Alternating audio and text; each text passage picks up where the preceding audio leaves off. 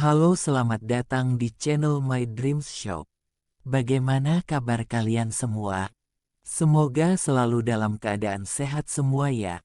Kali ini aku mau ngebahas tentang sebuah cerita seram dari seseorang yang namanya tidak mau disebutkan. Cerita ini tentang sebuah persugihan yang terjadi di desanya. Sebelum kita lanjut ceritanya, jangan lupa di-subscribe, like, dan komen ya, supaya channel ini bisa terus berkembang. Kalau yang sudah subscribe, like, dan komen, yuk kita lanjut bahas ceritanya. Saya lahir dan besar di salah satu desa di Jawa Tengah. Menurut rumor yang beredar, banyak orang di desa saya yang melakukan pesugihan.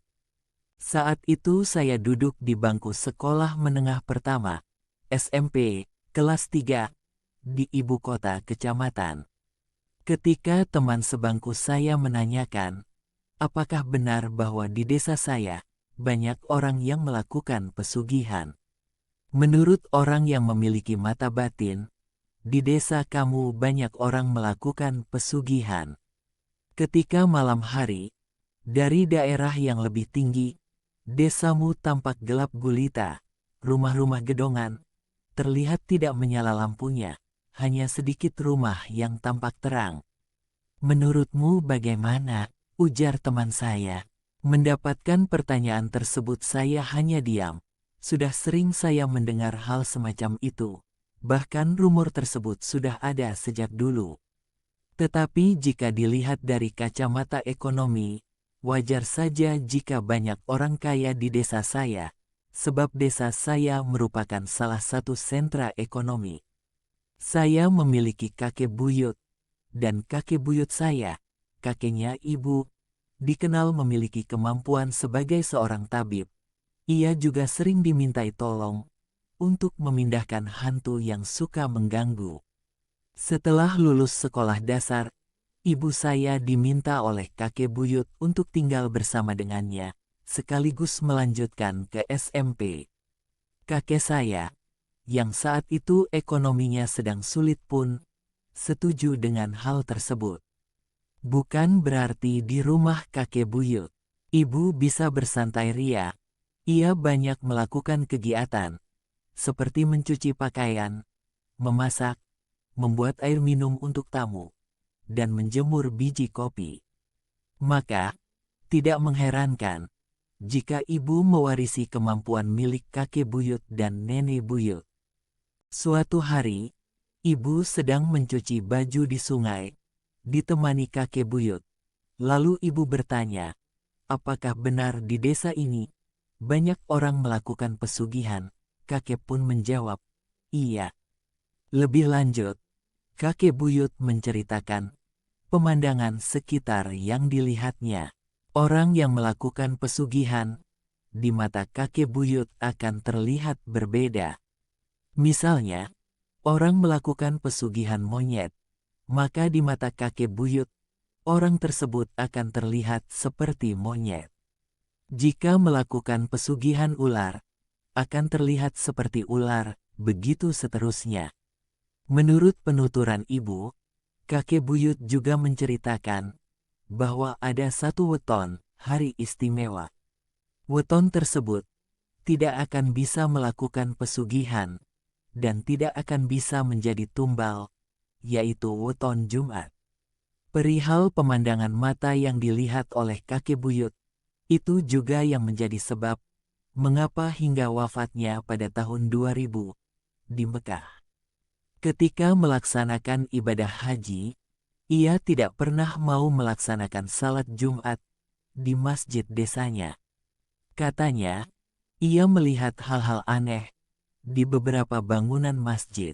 Bangunan yang di dalamnya terdapat uang hasil pesugihan, sekalipun uang hasil pesugihan tersebut disumbangkan, pasti akan terlihat berbeda. Kondisi ekonomi keluarga saya saat itu, TK, SD, SMP, belum stabil seperti sekarang. Baru stabil tatkala saya duduk di kelas 2 aliyah. Alhasil, ibu pun banting tulang bekerja menjadi buruh tani. Ayah saya bekerja di Jakarta, tetapi istilahnya ngemprah, jarang kirim uang. Beberapa tahun kemudian, ayah mengakui kalau uang gajiannya untuk orang tuanya. Masa-masa SMP bagi saya adalah masa terberat. Seringkali ibu tidak ada beras di rumah. Alhasil, saya ikut makan di rumah adiknya ibu dan nenek dari pihak ibu. Pernah batuk kering selama berminggu-minggu, boro-boro periksa, untuk membeli obat pun tidak ada. Boro-boro untuk meminjam ke keluarga ayah, yang ada malah dicaci maki. Meskipun begitu, setiap kali ibu mendapatkan gajian dari menjadi buruh tani, ia selalu membeli daging ayam di pasar. Ayah saya bekerja di Jakarta, tetapi istilahnya ngemprah, jarang kirim uang. Beberapa tahun kemudian, ayah mengakui kalau uang gajiannya untuk orang tuanya. Masa-masa SMP bagi saya adalah masa terberat. Seringkali ibu tidak ada beras di rumah. Alhasil, saya ikut makan di rumah adiknya ibu dan nenek dari pihak ibu. Pernah batuk kering selama berminggu-minggu, boro-boro periksa, untuk membeli obat pun tidak ada. Boro-boro untuk meminjam ke keluarga ayah, yang ada malah dicaci maki. Meskipun begitu, setiap kali ibu mendapatkan gajian dari menjadi buruh tani, ia selalu membeli daging ayam di pasar. Suatu hari, ketika sedang mengantri membeli, ibu menemukan uang ratusan ribu di bawah lapak pedagang ayam tersebut. Kondisi uang tersebut masih baru dan wangi. Anehnya, pembeli yang lain tidak ada yang melihatnya. Oleh ibu, uang tersebut diserahkan ke pedagang ayam tersebut. Ternyata harga ayam naik Rp2.000. Berhubung ibu hanya membawa uang pas-pasan, ibu ngutang dulu kepada pedagang ayam tersebut dan berjanji akan melunasinya besok. Malam harinya, ibu merasakan gelisah luar biasa. Tidak bisa tidur, seperti ada sesuatu yang akan terjadi. Dalam keadaan demikian, pedagang ayam tersebut datang, lalu berubah menjadi sosok yang menyeramkan dan menyerang ibu. Sosok tersebut tinggi besar, hitam, dan penuh bulu. Untungnya ibu bisa selamat. Ia teringat doa yang diberikan oleh kakek buyut. Keesokan harinya, ibu kembali pergi ke pasar dan melunasi utangnya kemarin. Pedagang ayam tersebut seperti merasa khawatir. Mungkin khawatir kalau rahasianya terbongkar. Sesampainya di rumah, ibu mengatakan kepada saya, punya utang 2.000 saja, bisa sampai nyawa taruhannya. Sejak saat itu, ibu tidak pernah lagi membeli ayam di tempat tersebut. Beberapa hari kemudian, kerabat pedagang ayam tersebut ada yang meninggal, dan meninggalnya itu secara tidak wajar. 10 tahun setelah kejadian tersebut, salah seorang tukang bangunan yang bekerja pada pedagang tersebut datang menemui ibu untuk berobat. Saat itu ibu sudah menjadi seorang tabib. Tukang bangunan tersebut lalu menceritakan apa yang dialaminya, sama persis apa yang pernah dialami oleh ibu dulu. Waktu itu, ibu mendapatkan arisan. Saat itu saya masih duduk di bangku SMP. Saya sudah lama ingin membeli lemari Gispar, lemari panjang, karena barang-barang di rumah berantakan. Maka, ibu memutuskan untuk membeli lemari Gispar. Sesampainya di toko furnitur, ternyata uang ibu tidak cukup. Awalnya ibu tidak akan jadi membelinya, tetapi pemilik toko furnitur memaksanya. Katanya, nggak apa-apa, kekurangannya bisa diangsur. Ibu pun berjanji akan melunasinya nanti, ketika uang tabungan milik adik di sekolah dibuka. Ibu sebenarnya khawatir juga, karena mendengar pengalaman dari orang-orang. Ibu pun berkata, Jangan mendatangi ya Pak, pasti akan saya bayar jika tabungan di sekolah dibuka. Akan tetapi, ketika hari tabungan dibuka, uang tabungan milik adik saya tidak dibagikan. Wali kelas mengatakan bahwa mereka yang nominal tabungannya besar akan dibagikan minggu depan. Ibu pun pulang dengan tangan kosong, lalu ia mampir ke toko furnitur dan menceritakan yang sebenarnya. Malam harinya, ibu gelisah tidak bisa tidur. Saya dan adik saya lalu disuruh tidur satu kamar. Sepanjang malam, ibu mengawasi kami. Ibu panik tatkala melihat kami seperti orang yang tercekik. Dalam kepanikan tersebut, datanglah pemilik toko furnitur. Lalu langsung berubah menjadi tinggi besar dan penuh bulu. Ibu pun membaca doa. Makhluk tersebut pun hilang. Keesokan harinya, ibu menceritakan hal tersebut kepada adik nenek. Oleh adik nenek, dipinjami uang, diminta untuk segera melunasinya. Ketika melunasi utang tersebut, pemilik toko furnitur menjadi salah tingkah, dengan kata lain malu. Apa yang dialami oleh ibu juga menimpa seseorang dari desa sebelah.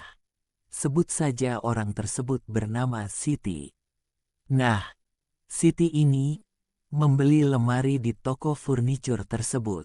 Tetapi uangnya kurang, ia pun menjanjikan beberapa bulan akan melunasinya. Namun, hingga jatuh tempo, Siti tidak kunjung juga melunasinya. Bersamaan dengan itu, kakak Siti, sebut saja Suti, baru saja bercerai. Ia bersama anaknya pun tinggal bersama dengan Siti. Sebenarnya, Siti ini khawatir, sebab mendapatkan mimpi yang tidak mengenakan. Ia tidak mau untuk bercerita kepada siapa-siapa. Pada suatu malam, Suti tidur di kamar Siti, sementara Siti tidur di kamar belakang. Dini hari, Siti melihat penampakan tinggi besar dan penuh dengan bulu masuk ke dalam kamarnya yang ditiduri oleh Suti. Siti pun bergegas masuk ke kamar belakang. Ia tidak berani untuk menyelamatkan adiknya, sebab ia khawatir akan menjadi mangsa. Keesokan harinya, Suti ditemukan sudah tidak bernyawa dalam kamar tersebut.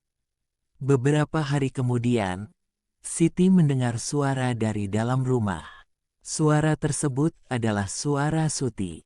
Ia menangis, sekaligus menyalahkan adiknya, mengatakan bahwa dirinya tidak tahu menahu apapun, tetapi kok malah dijadikan korban. Teman saya, seorang perempuan, hampir saja dijadikan tumbal oleh pemilik toko furnitur tersebut.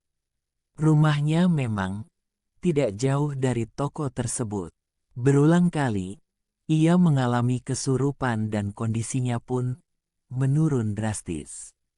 Akhirnya, dibawalah teman saya ini ke salah seorang kiai. Ibu dari teman saya ini, kemudian oleh kiai, dibuka sedikit mata batinnya. Dalam penglihatannya, ia melihat siapa saja yang sudah dijadikan tumbal. Ternyata sudah banyak. Ternyata ada beberapa orang yang ia kenal, seperti tukang cilok yang dulu meninggal mendadak. Kemudian, ia juga melihat sepupu ibu saya. Untuk yang ini, dia sedikit heran, kok bisa?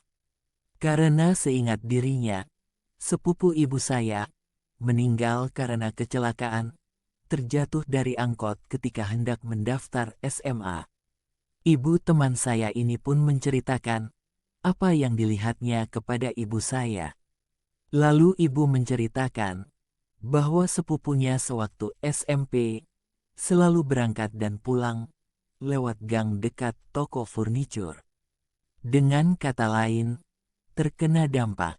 Salah seorang kerabat jauh penasaran, ia masih satu buyut dengan ibu.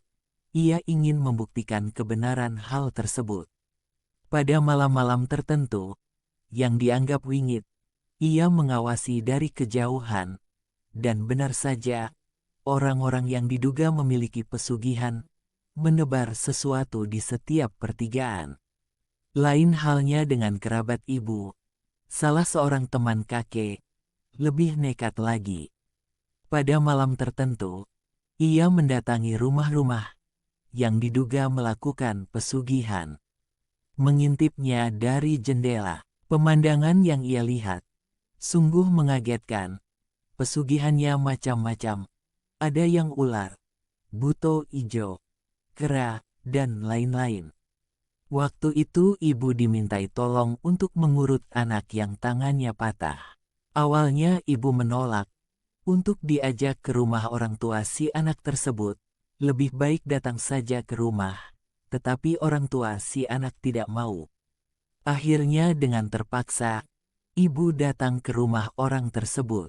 Nah, begitu memasuki pintu, ibu merasakan hawa yang tidak enak, seminep kalau istilahnya orang Jawa. Sepanjang urut ibu merasakan kehadiran monyet berseliweran. Malam harinya, ibu mengalami mimpi. Dalam mimpinya, bapak dari bocah yang diurut oleh ibu berubah menjadi monyet. Belum sempat melarak, ibu terbangun dari mimpinya. Keesokan harinya, ibu menceritakan mimpi tersebut kepada saya. Ibu mengatakan bahwa Sabtu depan, kerabat dari orang tersebut akan meninggal. Benar saja, mertua dari orang tersebut meninggal. Ada kisah lainnya berkaitan dengan pesugihan di desa saya. Akhir 2021, rumah saya kedatangan tamu. Kerabat dari ayah, ia bekerja menjadi penggali pasir. Menurut rumor yang beredar, bos tempat kerabat ayah dikenal memiliki pesugihan dan sudah banyak korbannya. Bahkan korbannya bukan hanya orang lain, tetapi juga keluarga dekatnya, dan itu membuat gempar pada masanya. Ibu merasakan hal aneh pada kerabat ayah tersebut, auranya negatif. Namun, ibu tidak mau mengorek informasi lebih lanjut. Kerabat ayah tersebut menceritakan bahwa dirinya disayang oleh bosnya, sering dipinjami uang. Ibu cuman memperingatkan kepada kerabat ayah tersebut untuk berhati-hati. 1 bulan kemudian, terdengar kabar bahwa kerabat ayah meninggal, terkena batu besar di lubang galian. Akhir 2022, ibu kedatangan pasien. Ia sudah lama menderita sakit, namun ketika diperiksa ke dokter, tidak ada masalah. Dan anehnya, ketika berada di rumah, sakitnya makin parah. Pasien tersebut ternyata bertetangga dengan bos yang saya ceritakan. Ibu menebak apakah pada hari-hari tertentu, sering ada kembang melati di depan rumah. Dan beberapa kali, rumahnya kemasukan hewan melata. Pasien tersebut pun mengatakan iya. Ibu pun menyarankan kepada pasien tersebut, sebelum 40 hari, harus sudah pindah rumah. Ia menurut perkataan ibu, sekarang tinggal bersama dengan anak sulungnya. Keesokan harinya, ketika ibu hendak pergi ke pasar, ibu hampir saja keserempet oleh bos tersebut. Padahal ibu jalannya sudah di pinggir. Menurut penuturan ibu, bos tersebut dari raut wajahnya menyimpan kemarahan terhadap ibu. Ketika bukit di desa saya sedang bergeliat, banyak orang berkemah di tempat itu. Bos tersebut memanfaatkan momentum itu. Ia menaruh sesuatu di trek menuju bukit. Alhasil, banyak kejadian di luar nalar. Mulai dari banyak orang kesurupan, tersesat, sampai penampakan. Sejak saat itu, bukit tersebut menjadi sepi, seperti dulu lagi. Kejadian ini terjadi sudah berpuluh tahun yang lalu. Dalpin namanya, ia bekerja menjadi seorang petani. Ketika berangkat dan pulang Dari sawah, ia selalu melewati sawah milik seorang pedagang yang katanya memiliki pesugihan. Suatu siang, ketika pulang, ia melihat ular besar sekali, berwujud setengah ular, setengah manusia. Ia tersentak kaget, tatkala ular tersebut berbalik badan menuju arahnya. Ditambah lagi, kepalanya merupakan seorang yang selama ini ia kenal, yaitu pedagang yang katanya memiliki pesugihan. Dalpin pun berhasil selamat sampai rumah. Di rumah, ia menceritakan kejadian yang dialaminya. Istrinya pun memperingatkan kepada Dalpin untuk tidak pergi ke sawah. Tetapi siang harinya, tepatnya wayah tanggung, yaitu jam 11 siang, Dalpin malah menuju ke sawah. Hingga sore hari, Dalpin tidak kunjung pulang. Kemudian orang beramai-ramai mencarinya. Di sawahnya tidak ada. Akhirnya, Dalpin ditemukan dalam keadaan tidak bernyawa di pematang sawah milik pedagang. Kondisinya sangat tragis sekali. Sekujur tubuh hitam membiru.